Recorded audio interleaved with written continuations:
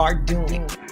This is Right About Now with Ryan Alford, a Radcast Network production. We are the #1 business show on the planet with over 1 million downloads a month. Taking the BS out of business for over 6 years and over 400 episodes. You ready to start snapping necks and cashing checks? Well, it starts right about now.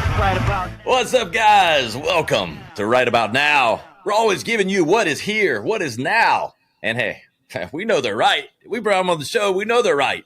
So we want them to be right to you. I'm Ryan Alford, your host.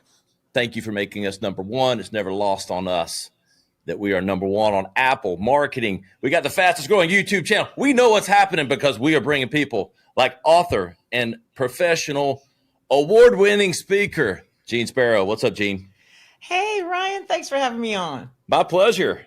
You know, I like to think of myself as fearless. So you seem like it to me. You seem like it just from the conversations we've had and what I've seen online of you and what you have done. Yes, sir. I would say fearless would be a very good adjective for you. And authentic too. You seem really real to me. I mean, if it's not, you're doing a damn good job of acting. I'm not a good enough actor. Just me, baby. Fearless Authenticity is her latest book. Lead better, sell more, and speak sensationally. We'll get to that in a minute. But Jeanne, what's happening today? What's new? Oh, man, the book is, I just celebrated my 55th birthday. The book Happy came belated birthday. Thank you, dear. Thank you. The book came out 2 days before my birthday, and it is a surreal moment, Ryan. I never thought I'd write a book, but my work led me to this point where a book was the best way for me to kind of explain how I think about things. And when you commit to a book and you actually have it physically in your hand, it's a whole thing. So that's what's happening. That's where I'm living right now. I'm freezing in Chicago, and that's about it. Hey, I had like a 9-month stint in Chicago, like when I first started in my ad agency career, and there's nothing as cold as that wind off the river, like in January, February, hitting you. My bones haven't recovered since. The hawk, we call it the hawk. When it comes, and the thing is, we get it off of both 2 things of water. It's like the Lake Michigan is right there, so we're right off the Great Lakes, and then the river rips through the city. And yeah, there's no cold like Chicago cold, but that's why Chicagoans are so real, is because the cold keeps us honest. And then we get Chicago summertime shy, which is one of the best summers you will ever have. I never knew growing up in Louisiana, I thought I loved hot weather, but I really love hot weather in the summertime in Chicago because you've earned it. Yep. I think that's why we roll so well. We're both Southerners from the get, you know, South Carolina, Louisiana. We know what those hurricanes are about. We know what, you know, growing up in the South is about. Jeanne, let's set the table for the audience. You know, you've been a media personality. You've been in the media. You're now coaching and speaking and doing all these things. But where did it all start? I mean, have you always had the personality, the media personality? It feels like it. Yeah, I started when I was 17. In New Iberia, Louisiana, where I'm from. Shout out to the home of Tabasco sauce. I was in speech, right? Well, you know what? I come from a family of storytellers. Like my dad he could tell the same story. And listen, it didn't even have to be true. And to this day, I don't know which one of his stories are fully true or not, but they all made sense and they all made us laugh. And like, we would always one up each other during the holidays. And this is both sides of my family. We would gather around for the holidays and talk and whatever. So I feel like I was trained as a kid to tell stories, to amplify other people's things. Like, because the thing is, the best stories are not the ones that are just about you. They're the ones that are about other people too, right? And so when I was in high school, I was in speech and debate, and the local radio station always liked to hire local kids because the nearby university had a great mass comm department. And so they were like trying to keep talent in the area. They were looking for people. My speech and debate coach sent me over to the local country western station, I might add, to go and audition for a gig. I got it. and I was working. That was my after school job. I would like get off school and then I'd go over to the radio station and work until it turned off. I don't know if you're old enough to remember when AM radio stations used to go off at night, but I had a whole FCC license and I turned that bad boy off. That is crazy. I've forgotten about that. That's jogging their memory brains. But I grew up with a dad and family that all listen to talk radio, on AM and everything else. Maybe that's where my passion came from. Maybe. So I remember that. The seeds are always sown, and you don't see them until you like hit middle age and you start to realize that you have become your parents. And that you do things that they do for better or worse, but that's where it all started for me. And I didn't even think it was a career, to be honest, because it felt like a hobby. I can't make money doing this. It's too much fun. And from there, when I went away to college, that's how I got up to Chicago, went to Northwestern, and I was working on the radio station for fun, for free, and got an internship. And next thing you know, I have a whole career. 7-time Emmy winner at that, right? Yeah. Regional Emmys here in Chicago, because I moved from radio to TV. It was kind of an opportunity that came up, and then you just do work, you submit it, and people like it, and you're like, what? I got Emmys? Mine are packed away. I usually boast about them, but I just moved, so I haven't put my shelves up and things like that to have my brag wall up. But the thing about awards is that they're for what you used to do, what you have already done. For me, it's always, what are you going to do next? I like that. I might take that. Yeah, absolutely. You can have it, I'll give a little I'll put a little JS on the end. There you go. I'll give you attribution. I'm not going to steal anybody, but I love that. Because I do see a lot of people that live in the past. And look, I always like to reflect on the past, but I also say the only thing you get from looking back is a sore neck. That's the 100% truth. Or you end up looking in the rearview mirror and you end up with running into what's in front of you, and that doesn't do anybody good. Listen, we have to know and look at the past to learn from it, so that we don't make the same mistakes going forward. But don't be that person that peaked in high school. There's better that you have ahead of you. And you know what I'm saying? Some people had really great lives when they were 18. Like, fam, you 152 now. You really need to start thinking about something else other than that. Like, that's just my perspective. I'm always one to look forward and look about, because I had a boss who said to me, in radio, there's this thing, in music radio, there's this thing we call forward motion, where you're always pushing to the next thing. And I think as because a lot of what we do in radio is really related to your expertise in marketing. It's about pushing the message forward. Like, because people don't care. Like, they already heard the song you just played. Yeah, we could tell you what it is if you really liked it, but what you really care about is what's coming up next, because that's going to keep them listening. Right. And so when I learned that philosophy, it really helped me to start looking ahead, because people who can project what's happening next are the ones who are going to be successful and always on top of what's going on. But it is informed by where we've been before, for sure. What were some of maybe the media background, your training, what was the motivation? Fearless authenticity. I think about that name, and it's very direct, which I like, but I have to think some things in your life help paint that picture for you. And talk to me about some of the inspiration and where that came from. So for me, discovering fearless authenticity has been sort of a circular path, because it started with my media work.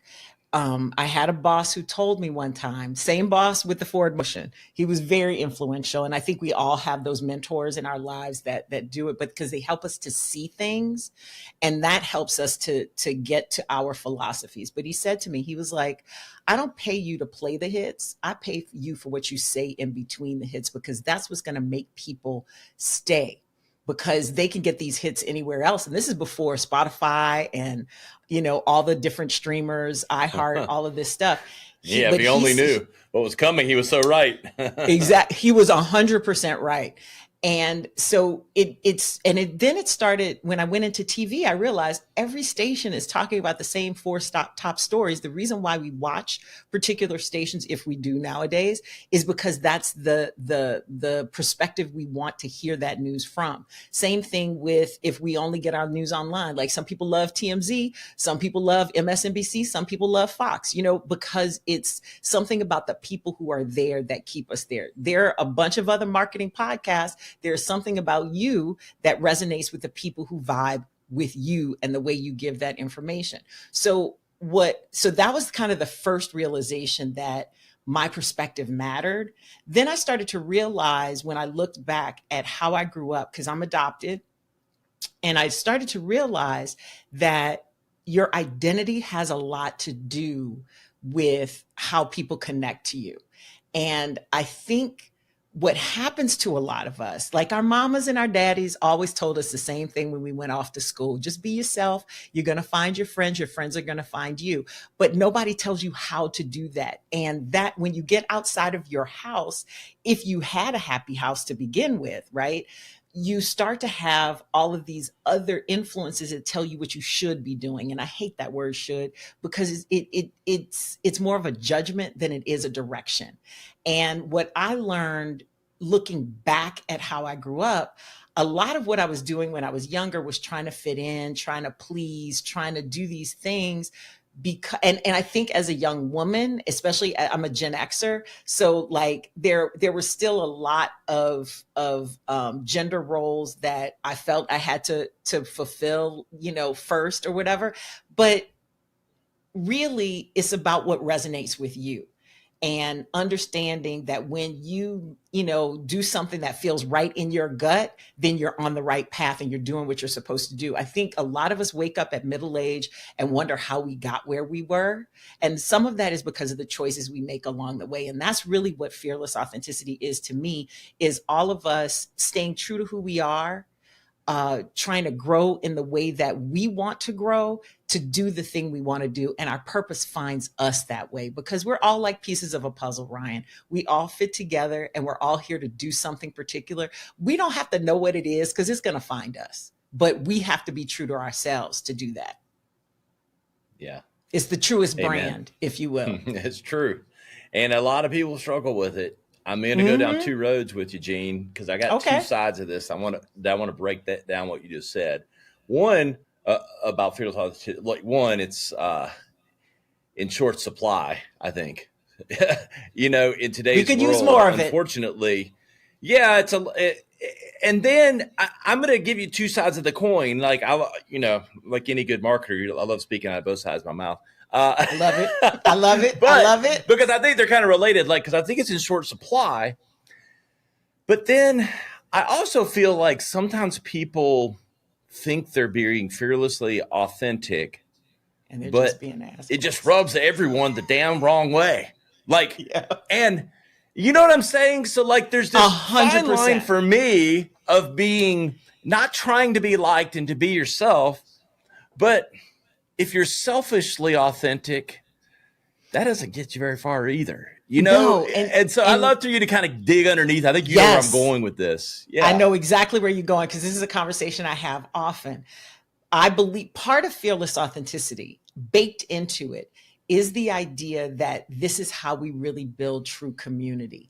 Because if we are true to ourselves, then we find our people and our people find us. And it is also baked into this that we are in service to each other. Not here to please each other, but to be in service. There is something that I can do that you cannot, right? And there is something you can do that I cannot. And we are here to share that with each other. That it doesn't work any other way. That's what community is really about. And I think as a fellow Southerner, you understand what I'm talking about. When you're from a small town, you understand how we are all connected, how the ecosystem is connected to each other. I think when we get into, and this is not to down urban life, because I love living in a big city, and Chicago's like you spent some time here. It's like a really big small town. I lived in Manhattan for 6 years. I was on Madison Avenue for 6 years. So I've done it. Yeah. Yeah, I know. But the thing is that if we keep in our minds and in our hearts the spirit of service, that what I am good at is to be used in service of a greater, higher good, then I think we get away from the selfish part of it. Now, some people's authentic selves might be kind of selfish. That means they got some growing to do. And I think, though, as you look at yourself, you start to see where you need to grow and where you've gone wrong. And it's easier for you to take that feedback when somebody's like, you know what, that hurt my feelings, or that did not serve us as a group, as a team. There's nothing we can do, especially nowadays, that doesn't involve teamwork. And I can tell you, almost every company I go into that brings me in, a lot of times they bring me in to talk about their external communication issues. But and I know you know this because you've probably seen it in your work 9 times out of 10. The issue is almost always an internal problem in communication with each other. Always. Like they need to get their story together inside before they're able to do it outside. And we focus so much on what we put out into the world that we forget about what's happening on a smaller level. So for me, fearlessly authentic is not a pass for you to be a jerk. It is a responsibility for you to be your best self, to be the highest version of yourself that is in service to other people, because that's the only way we move together as a world. You know, that because like the world is getting smaller and expanding at the same time. Like the way that technology has brought us together has also separated us. And I think that the more we lean into the human connection, and I know that this is resonant with your work, the more we lean into those relationships and things like that, the better off we're going to be. But the only way those things are really real is if we are real about it ourselves. Yeah, there it is. I love that breakdown. I was worried. I did not think I could stump Jeanne Sparrow by any means, but I do struggle with that sometimes. I see some people that think they're acting authentically, and I think they are. But I'm like, damn. I mean, you know, like we can't. Using it. We can't polarize everybody, you know. No, like, no, it's not about that. Because I think the more in touch I get with where I am, the more confident I am with where I am, and the better I am to let other people, like I get to stay in my lane and I get to own my lane. And then I'm more happy to let other people do what they have to do around me. It's made me a better leader. It's made me a better collaborator. It's made me better for my clients. Like but I do think some people get lazy and say that they're being authentic. Well, this is just who I am. That's when you start talking like that, then it's in service to you. It's not in service to somebody else. And then you're frankly just being a dick. Like, no, don't do that. Don't do exactly. that. Part of the reason I was pumped to have you on the show, Jeanne, is I feel like this book applies to a lot of people and a lot of things. I think it's business leaders. Does. I think it's, soccer moms, I mean, I really mean this. Like, thanks. I do think it covers the gamut because there's a lot to learn here. Talk to me, though, in your mind, who did you feel like you were speaking to? So there are a few different people I was talking to, most of all myself. Like some of it was just about how I moved through things. And, when you go through the book, I tried to include a lot of different perspectives. Like I have a podcast as well that's on pause right now because the book has overtaken my life. But the whole point of it was to find out how what I believe to be true applies in other places. So I've talked to people wide ranging from authors to business leaders, other marketers, authors. I think I said that already, entertainers, comedians, actors, writers, all these different kinds of people, to see entrepreneurs, to kind of see where this happened. And I found it to be true everywhere in every phase of life. And when I first started doing this work, Ryan, there were people who told me, and it still happens in some of my trainings when I go in, they're like, I'm gonna try this out on my kids today because, there's a part of my process that I I call it live it, tell it, sell it. Live it is about you. To me, it's the three elements of how we communicate. Live it is about you. You have to understand how you affect other people. Tell it is about the vehicle by which we do it, the stories that we tell each other, because those are the things that's the connective tissue.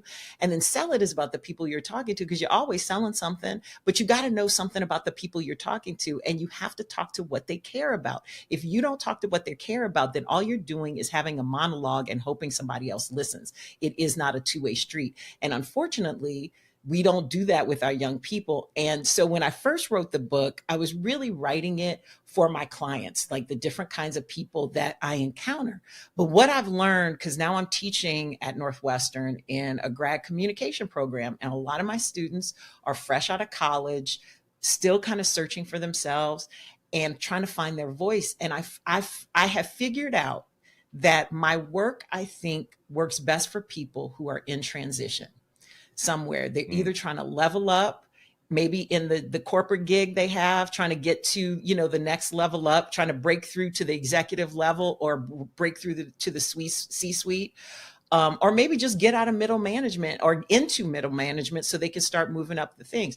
For kids, I shouldn't say kids, but they're kids to me, young people who are entering the workforce for the first time. The transition from college to real life is even harder than it's ever been, I think, because the job market, the competition that these young people have been under since they started, the shift from saying I'm trying to get grades to actually giving results is a very different thing. Like I told the first day of class last quarter that I taught, I said to them, look, your grade in here doesn't matter to me. I was like, you're going to get an A if you're better at the end of this quarter than you are right now.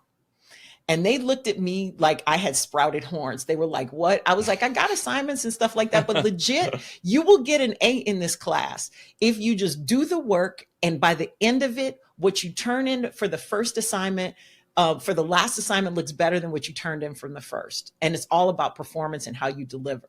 So if you're better, then you got an A. So don't worry about the grade. And literally, some of these kids imploded on me.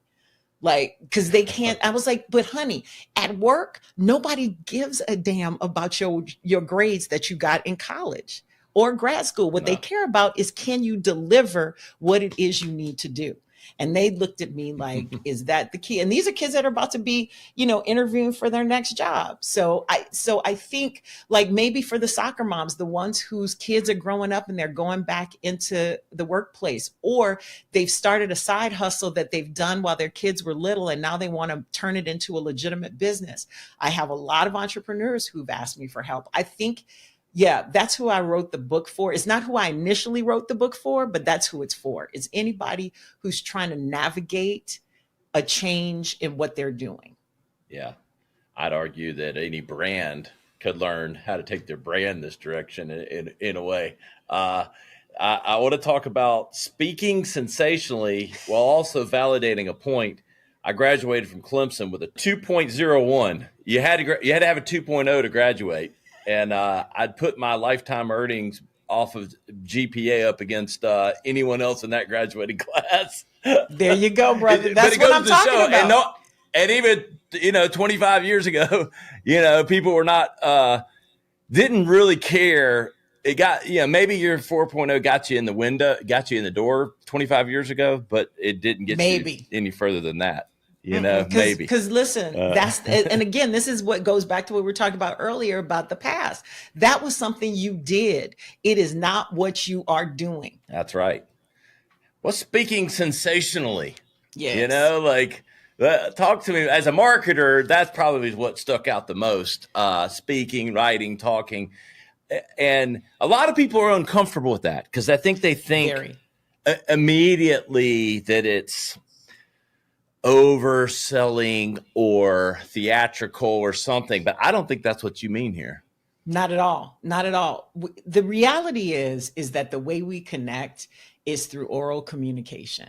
As human beings, we are hardwired for stories, and we are most hardwired for stories that we tell to each other. I bet if I asked you what was on your to-do list for today, just off the top of your head, without looking at your phone, you could probably remember like 3 out of the 10 things that are on there because they're the most important things to you. But if I asked you to tell me a story from your last family or from a family gathering when you were 5 years old, I bet you could remember it. Why? Because you remember stories. We connect through stories so many different ways. Our brains like activate in different ways, whether it's our vision because we're imagining something, whether it's our senses, like we remember what something smells like or what something sounded like. And the neural activity, that the more neurons that are firing off, the more likely we are to remember something. A list doesn't have that kind of context.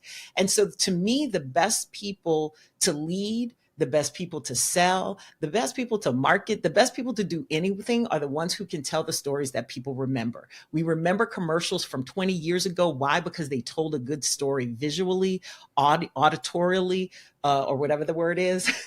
From an audio sense, visually, yes. Whatever the case is, like even if it's a catchphrase, it's a catchphrase. The reason why we remember those, catchphrases from back in the day, like, where's the beef? Because those 3 words have a story built into them.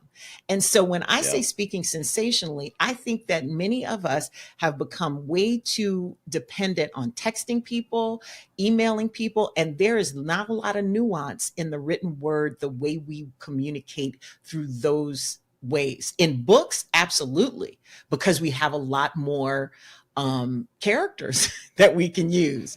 But when we talk about social media, when we talk about, texting and all those different things, we've become so reliant on that it has damaged our relationships.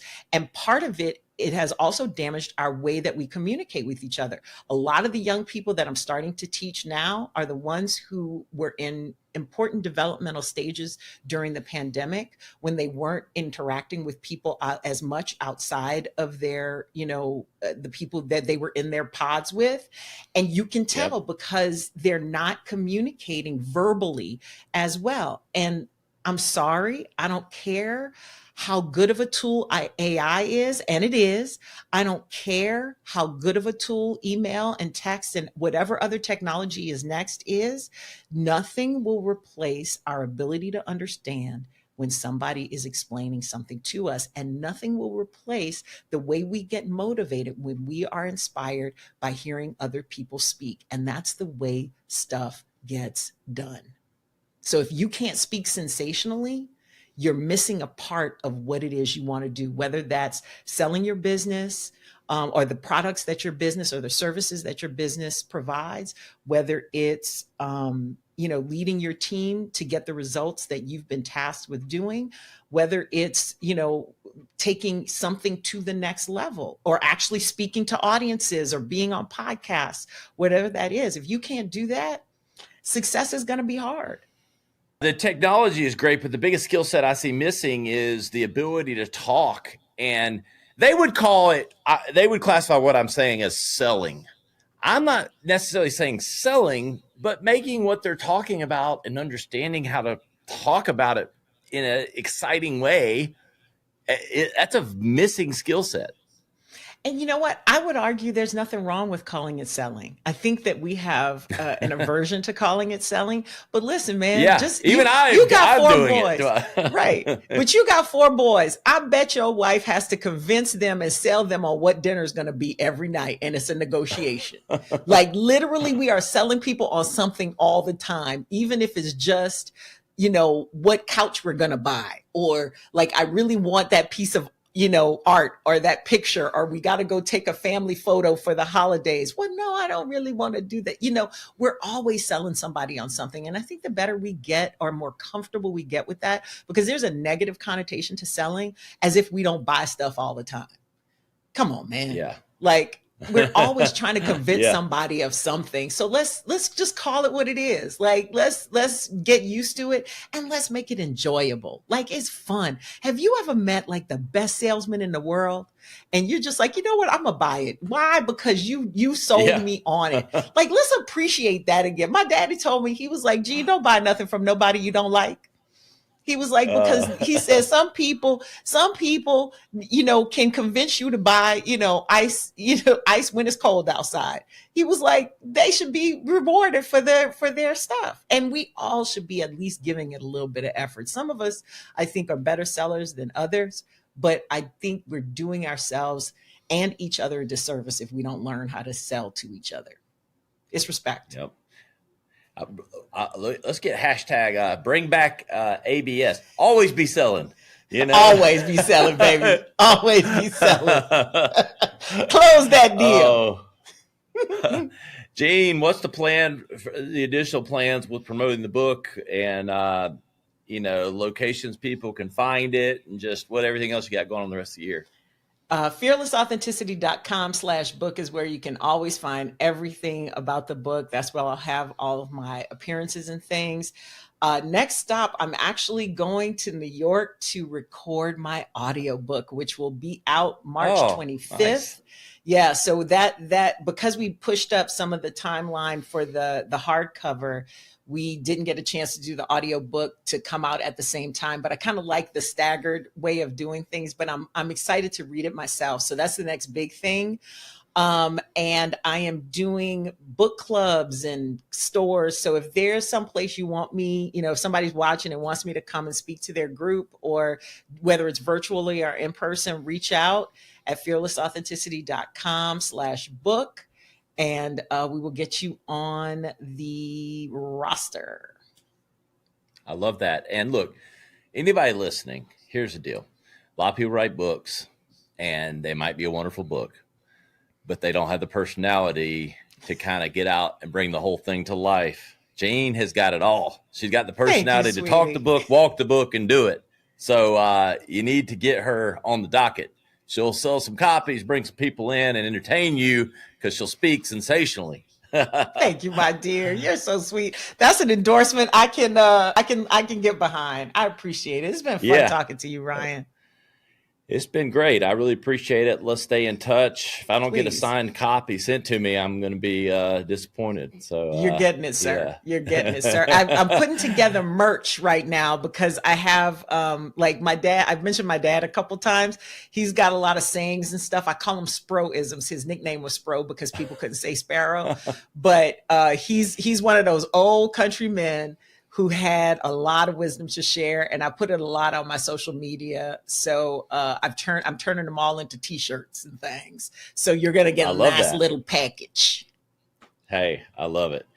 Hey guys, we're gonna have all the links to Jeanne's stuff on the website, on social media, etc. Go to ryanisright.com. You'll find links to the show, highlight clips, everything included. Jeanne, it's been great. Can't wait to stay following what you're doing, and let's stay in touch. Same. Happy New Year to you, my friend.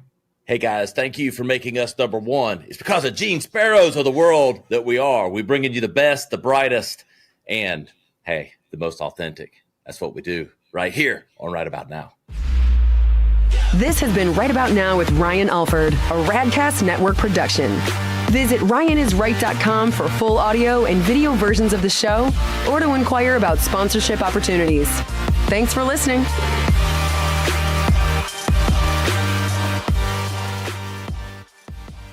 This is what goes back to what we were talking about earlier about the past. That was something you did. It is not what you are doing. This is Right About Now with Ryan Alford, a Radcast Network production. We are the #1 business show on the planet with over 1 million downloads a month. Taking the BS out of business for over 6 years and over 400 episodes. You ready to start snapping necks and cashing checks? Well, it starts right about now. What's up, guys? Welcome to Right About Now. We're always giving you what is here, what is now. And hey, we know they're right.